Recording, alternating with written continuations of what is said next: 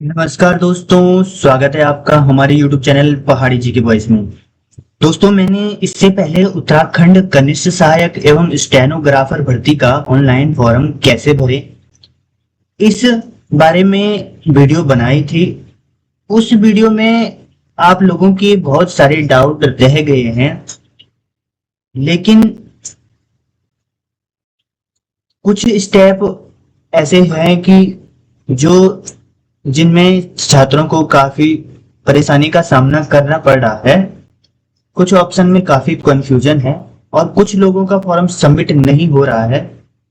इसलिए आज की इस वीडियो में मैं आपको पूरी प्रक्रिया बिल्कुल स्टेप बाय स्टेप दिखाऊंगा। इस वीडियो को देखने के बाद आपको किसी साइबर कैफे जाने की जरूरत नहीं पड़ेगी और आप अपना फॉर्म खुद आसानी से भर पाओगे। एक छोटी सी रिक्वेस्ट है, वीडियो को पूरा देखें, क्योंकि बीच में वीडियो छोड़ने पर अक्सर वही गलती हो जाती है जिससे फॉर्म रिजेक्ट हो सकता है। दोस्तों, मैंने इससे पहले जो कनिष्ठ सहायक स्टेनो का जो पूरा सिलेबस था, पूरा नोटिफिकेशन था, पूरा ढंग से बता रखा है। वो उस वीडियो को आप इससे पहले जरूर देखना, क्योंकि तभी जाके आपकी समझ में पूरा आ पाएगा। सबसे पहले डाउट थे काफी दोस्तों के, तो मैं एक एक डाउट बता रहा हूं। जो डाउट थे कि सबसे पहले डाउट है कि भैया पेमेंट तो कट गई है पर प्रिंट नहीं हो रहा है। एक ईमेल आईडी सिर्फ कैपिटल लेटर में क्यों आ रही है, या क्या फाइनल ईयर वाले फॉर्म भर सकते हैं। आज इस वीडियो में मैं आपके इन सभी सवालों का लाइव जवाब भी दूंगा और शुरू से लेकर आखिर तक फॉर्म भरने का सही तरीका फिर से स्टेप बाय स्टेप सिखाऊंगा, ताकि इस बार कोई गलती ना हो। वीडियो को बिना स्किप किए पूरा देखना, तभी जाके आपके जो फॉर्म है वो अच्छी तरह से भरा जाएगा। दोस्तों, सबसे पहले क्या करना है आपको कि ये गूगल क्रोम ब्राउजर खोल देना है। उसमें सबसे पहले क्या करना है कि UK SSC की जो ऑफिशियल वेबसाइट है वो खोल दो। आप इसको अब एंटर कर दो। एंटर करने के बाद क्या आएगा कि जो Uttarakhand subordinate service selection commission का जो पहला पेज है, होम पेज, इस पे आपको क्लिक कर देना है। जैसे ही आप इस पे क्लिक कर दोगे, क्लिक करने के बाद क्या होगा कि स्क्रॉल डाउन करना है, और स्क्रॉल डाउन करने के बाद जो ये यहाँ पर online application form and admit card and other link, तो इसमें जो माननीय उच्च न्यायालय नैनीताल उत्तराखंड के अंतर्गत पदनाम कनिष्ठ सहायक अशुल्पिक ग्रेड फर्स्ट सिविल न्यायालय कुटुंब न्याय के पदों के सापेक्ष ऑनलाइन आवेदन पत्र भरने फिल ऑनलाइन एप्लीकेशन फॉर्म है तो क्लिक करें। तो इस पे आपको क्लिक कर देना है। मैं स्टेप वाइज स्टेप बता रहा हूँ, वीडियो को बिल्कुल भी स्किप मत करना और एक एक पॉइंट को ढंग से समझना, जिससे आपका फॉर्म जो होगा सही भरा जाएगा। ठीक है, तो यहाँ पर आप क्लिक कर दो। क्लिक करने के बाद इस प्रकार का एक इंटरफेस आएगा। You are being redirected to an external website. Please note that Uttarakhand Subordinate Service Selection Commission cannot be held responsible for external website content and privacy policy. तो यहाँ पे आपको ओके कर देना है। ओके करने के बाद आपके पास एक अलग इंटरफेस आएगा। तो इस प्रकार का इंटरफेस आ जाएगा। इंटरफेस में जो ये लिखा है डायरेक्ट रिक्रूटमेंट ग्रुप सी कनिष्ठ सहायक तथा स्टेनोग्राफर ग्रेड फर्स्ट व्यक्तिगत सहायक के रिक्त पदों हेतु चयन में, तो यहाँ पर जो इसकी लास्ट डेट है ये 6 जुलाई 2026 को है। तो यहाँ पर ये अप्लाई का ऑप्शन आ रहा है, तो आपको अप्लाई पर क्लिक कर देना है। ठीक है, क्लिक करने के बाद ये इंस्ट्रक्शन मैंने बता रखी थी, लेकिन मैं फिर भी बताऊंगा कि आपको कंफ्यूजन न हो। सबसे पहले है कि अभ्यर्थियों को सूचित किया जाता है कि उनकी पात्रता और दस्तावेजों के सभी प्रमाण पत्र आवेदन की तिथि से पूर्व हो। ठीक है, पहला ये आप बहुत ध्यान रखना है आपको। ऑनलाइन आवेदन पत्र भरने के चरण है। रजिस्ट्रेशन सबसे पहले होगा, education qualification, photo signature thumbnail, payment फिर होगा, फिर प्रिंट आउट आएगा। ठीक है, तो पेमेंट में भी काफी को प्रॉब्लम हो रही थी, या पेमेंट कैटेगरी वाइज कितनी है इसके लिए भी काफी प्रॉब्लम हो रही थी, या फोटो सिग्नेचर में जो प्रॉब्लम है, एजुकेशन क्वालिफिकेशन में प्रॉब्लम हुई थी। तो वो मैं सब आज स्टेप बाय स्टेप आपको बताने वाला हूँ। अभ्यर्थी को पंजीकरण के लिए अपने मोबाइल नंबर और ईमेल आईडी का जो उपयोग करना है, और एक मोबाइल नंबर और एक ईमेल आईडी का उपयोग केवल एक ही बार किया जा सकता है। ठीक है, अब इसके बाद अभ्यर्थी द्वारा आवेदन पत्र में भरी सभी जानकारी अंतिम मानी जाएगी। आप इसके गलत मत भरना, एक एक स्टेप वाइज। अभी काफी दोस्तों ने क्या किया कि फॉर्म तो भर दिया और कहीं पे जो जानकारी है वो गलत भर दी, फिर वो करेक्शन विंडो का इंतजार कर रहेंगे। ठीक है, तो करेक्शन विंडो में कभी कभी तो हो जाता है, लेकिन कभी नहीं हुआ तो आपके लिए बहुत महंगा पड़ने वाला है। इसलिए अपनी जो जानकारी है बहुत सावधानी पूर्वक भरनी होगी आपको। ठीक है। अगला है, अभ्यर्थी को सलाह दी जाती है कि वे अपना पंजीकरण नंबर नोट करें क्योंकि यह आगे की प्रक्रिया और भविष्य के लॉगिन के लिए आवश्यक है। फोटो साइज मैंने ये आपको बता रखा है ये सब, ठीक है। आवेदन पत्र के सभी भुगतान केवल क्रेडिट कार्ड डेबिट कार्ड से होंगे। और जो फोटो साइज है तो ये फोटो साइज भी बता देता हूँ क्योंकि अगर कोई नए स्टूडेंट होंगे तो उनके लिए काफी हेल्पफुल होने वाला है, ठीक है।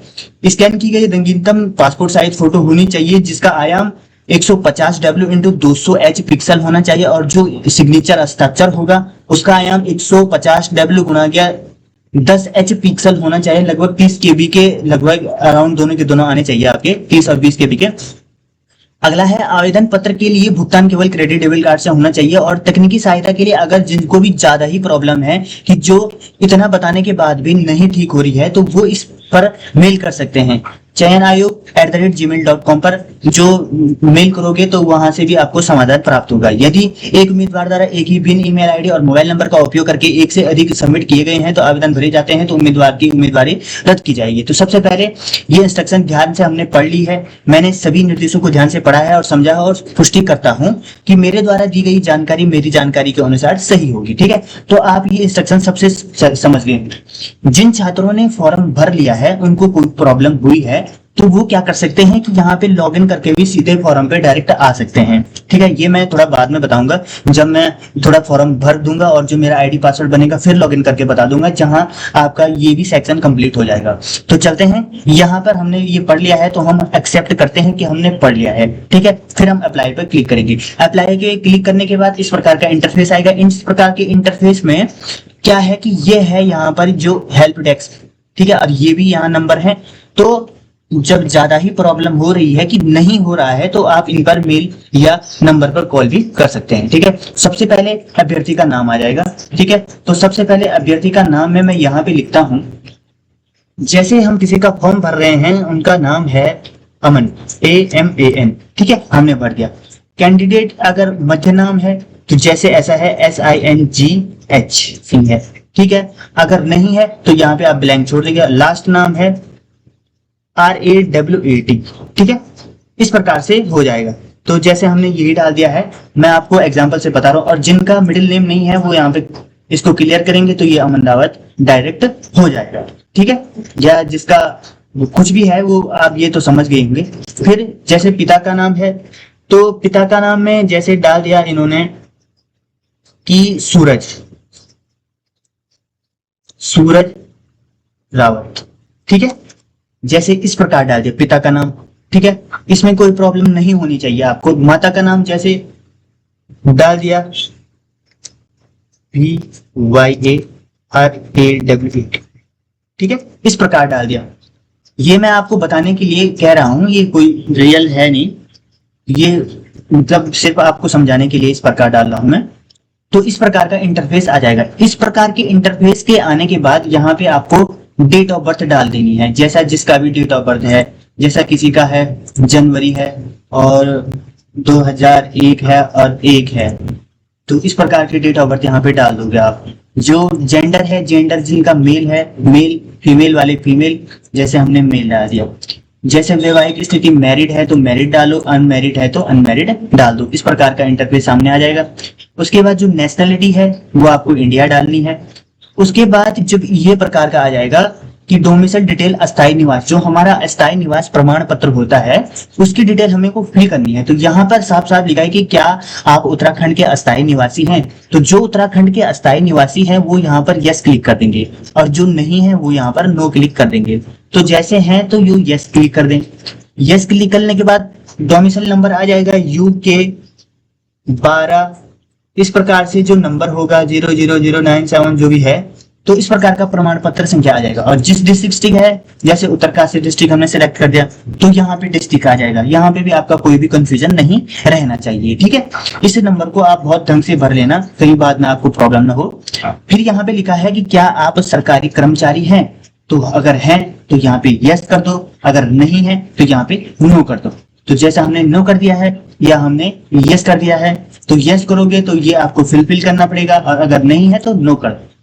अगला है कैटेगरी। तो कैटेगरी कौन सी है, अगर आप EWS से बिलोंग करते हो तो EWS डाल दो, जनरल अनरिजर्व ये क्लिक कर दो। अगर आप OBC से हैं या SC ST जिससे भी हैं तो आप क्लिक कर दो। उसके बाद क्या आप दिव्यांग हैं या आर यू दिव्यांग, ठीक है, तो है तो यस, नहीं है तो नो पर क्लिक कर दो। अगला है क्या आपको शुद्ध लेखक की जरूरत है, तो अगर है तो यस, नहीं है तो नो, ठीक है। क्या आप एक भूतपूर्व सैनिक हैं तो यस, नहीं है तो नो, ठीक है। Have you availed the benefit of an ex serviceman in any government job in the post, क्या आपने पूर्व में किसी सरकारी नौकरी में पूर्व सैनिक का लाभ लिया है, बिल्कुल, है तो यस, नहीं है तो नो, ठीक है। क्या आपका नाम उत्तराखंड राज्य में स्थित किसी भी जिला सेवा सैनिक कल्याण और पुनर्वास कार्यालय 2000 में पंजीकृत है, तो देखो ये इस पे भी किसी दोस्त का वो हुआ था, गलत हुआ था, तो एक बार ध्यान दो कि क्या आपका नाम उत्तराखंड राज्य में स्थित किसी भी जिला, तो ये क्या लिखा है यहाँ पे, जिला सैनिक कल्याण और पुनर्वास कल्याण रोजगार, तो ये केवल सैनिक वालों के लिए है, ठीक है, जो क्या है एक्स सर्विसमैन है, उसमें अगर आपका नाम है तो तब यहाँ पे यस करना है, और रोजगार जो एम्प्लॉयमेंट वाला है वो अलग है, ठीक है। तो अगर है तो यस, नहीं है तो नो कर दो। अगला है आपका क्या आपका नाम उत्तराखंड राज्य में स्थित किसी भी जिला सैनिक कल्याण और पुनर्वासी, इसका तो हो गया शायद ना।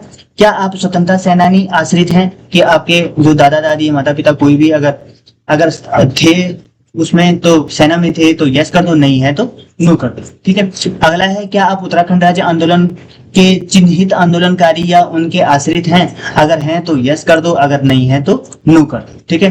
क्या आप उत्तराखंड के कुशल खिलाड़ी हैं तो यस, नहीं है तो नो कर दो।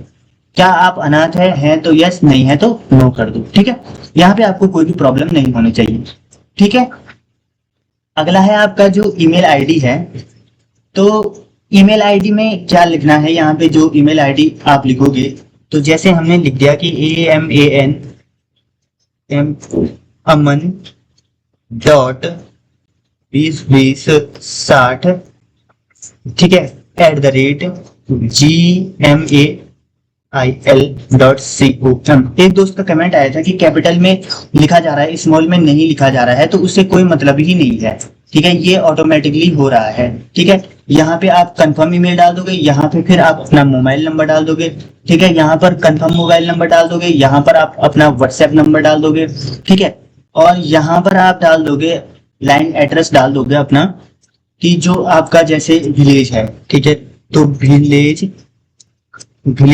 या अपना जो भी गली मोहल्ला नंबर है वो डाल दो। उसके बाद स्ट्रीट नेम डाल दो, यहाँ पे लोकेलिटी जिस एरिया में रहते हो, यहाँ पे राज्य का नाम डाल देना है अपना, यहाँ पे अपना डिस्ट्रिक्ट डाल देना है, ठीक है। जब राज्य का नाम पड़ेगा, जैसे उत्तराखंड राज्य है तो यहाँ पे डिस्ट्रिक्ट में जैसे कुछ भी डाल दिया, जैसे उत्तरकाशी डाल दिया, कुछ भी नहीं डालना है, वो ही डालना है जो आपका डिस्ट्रिक्ट है, ठीक है। ये भी आपका वो भी हो जाएगा। यहाँ पे अपना विलेज का नाम डाल देना, यहाँ पे अपना पिन कोड डाल देना। अगर प्रेजेंट एड्रेस और परमानेंट एड्रेस सेम है तो तभी यहाँ पे क्लिक करना। अगर प्रेजेंट एड्रेस अलग है और परमानेंट एड्रेस अलग है, जैसे कोई क्या है कि गांव से है, ठीक है, और वो मतलब मान के चलो कि शहर में रहते हैं, ठीक है।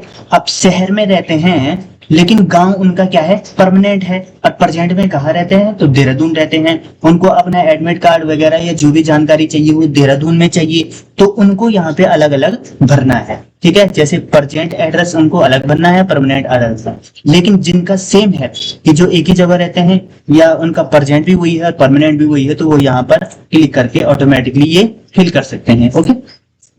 अगला हो जाएगा आपका पासवर्ड। पासवर्ड यहाँ पे बहुत अच्छे तरीके से बनाना है। जैसे एक एग्जांपल मैं बता देता हूँ आपको कि यहाँ पे पासवर्ड के लिए आपको यहाँ पे पासवर्ड बनाना है आपको, जैसे AMAN ऐसे कुछ पासवर्ड बना देना यहाँ के लिए कि जिसमें इस प्रकार का इंटरफेस हो। तो ऐसे बनाना जैसे AMAN@204080, ठीक है। इस प्रकार से पासवर्ड बनाना वो काफी अच्छा रहता है, ठीक है। फिर यहाँ पे PDF फॉर्मेट में आपको आधार कार्ड की और हाई स्कूल का PDF फॉर्मेट बना देना है। उसके बाद यहाँ पर क्लिक कर करके मैंने पंजीकरण फॉर्म में दर्ज की गई सभी जानकारी की पुष्टि कर ली है और मैं इसे जमा करना चाहता हूँ। यहाँ पे क्लिक करके आप क्या कर दोगे, सबमिट पर क्लिक कर दोगे, ठीक है। इसके बाद आपको कोई भी इसमें प्रॉब्लम नहीं होनी चाहिए। दोस्तों जैसे ही आप उस पहले वाले को, रजिस्ट्रेशन वाले को सबमिट कर दोगे, उसके बाद इस प्रकार का इंटरफेस आएगा और यहाँ ऊपर पे एक पर्सनल इंफॉर्मेशन का वो आ जाएगा, जो अभी दिखा नहीं सकता मैं आपको क्योंकि उसमें पर्सनल जानकारी है ज्यादा। तो इस प्रकार से फिर दूसरा इंटरफेस आएगा। तो यहाँ पर जो जिसमें आपने भरना है वो मैंने जैसे एडिट डिस्ट्रिक्ट रेफरेंस है, तो यहाँ पे जैसे हमने इसमें डाल दिया है कि रुद्रप्रयाग, पौड़ी, चमोली, हरिद्वार, तो इस प्रकार ये भरना है। और इसमें जिसने स्टेनो किया हुआ है उनके लिए तो ये वाला है, जिनका स्टेनो नहीं है उनके लिए ये वाला है। उसके बाद क्या करना है कि क्या आप भारत में स्थित किसी भी विश्वविद्यालय से स्नातक की उपाधि या सरकार द्वारा समक्ष है तो इसको यस कर देना है। क्या आपके पास हिंदी इंग्लिश टाइपिंग है, इसको भी यस कर देना है, ठीक है। और क्या आपके पास हिंदी में टंकन है तो हिंदी टाइपिंग में 30 वर्ड पर मिनट है तो यस कर दो। क्या आपके पास कंप्यूटर प्रचलन का पर्याप्त ज्ञान है तो यहाँ पे भी यस कर देना है। उसके बाद एजुकेशन क्वालिफिकेशन डिटेल आ जाएगी। इसमें क्या करना है आपको कि जैसे यहाँ पे 12th भर दिया आपने, मतलब सबसे पहले 10th भर दिया, 10th के बाद 10th की पूरी डिटेल डालने के बाद यहाँ पे ऐड एजुकेशन डिटेल कर देना। वैसे 12th, ग्रेजुएशन या जो भी डिग्री डिप्लोमा आपने जो भी अतिरिक्त किया है वो आपको भर देना है, ठीक है। उसके बाद क्या आएगा कि नीचे जाने के बाद आपको सबमिट पर या नेक्स्ट पर क्लिक कर देना है, ठीक है। उसके बाद क्या होगा कि इस प्रकार का जो एग्जाम प्रेफरेंस आ जाएगा कि यहाँ पे एग्जाम डिटेल भरनी है। तो यहाँ पे जो सबसे पहले एग्जाम प्रेफरेंस डिस्ट्रिक्ट दोगे आप, तो जहां भी आपको देना है, मैंने जैसे इसमें पहला को देहरादून किया है, दूसरे को हरिद्वार किया है, ठीक है।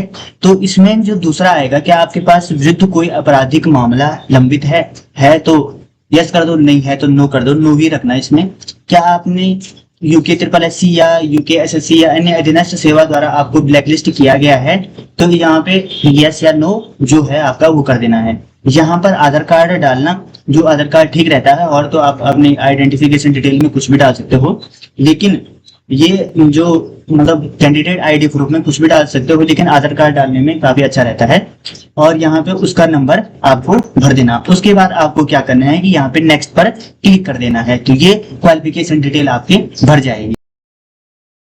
दोस्तों जैसा ही आप क्वालिफिकेशन डिटेल को सबमिट कर दोगे तो सबमिट करने के बाद क्या आएगा कि इस प्रकार से अपलोड इमेज का इंटरफेस आएगा। अपलोड इमेज के इंटरफेस में मैंने आपको पूरा बता दिया है कि कहां पर क्या आना है और कितने साइज की फोटो लगेगी, ठीक है। अब कितने साइज का इसमें और भी अन्य चीजें लगेंगी, जैसा कि ये है आपका अपलोड फोटो है, तो फोटोग्राफ में यहाँ फोटोग्राफ अपलोड करना है और यहाँ आपको क्या करना है सिग्नेचर, और यहाँ लेफ्ट थंब को अपलोड करना है। अपलोड करने के बाद क्या होगा, अपलोड करने के बाद जैसे ही आप अपलोड कर दोगे तो लास्ट में सबमिट का ऑप्शन आएगा। सबमिट के ऑप्शन आने के बाद उसके बाद क्या होगा कि पेमेंट का इंटरफेस आ जाएगा।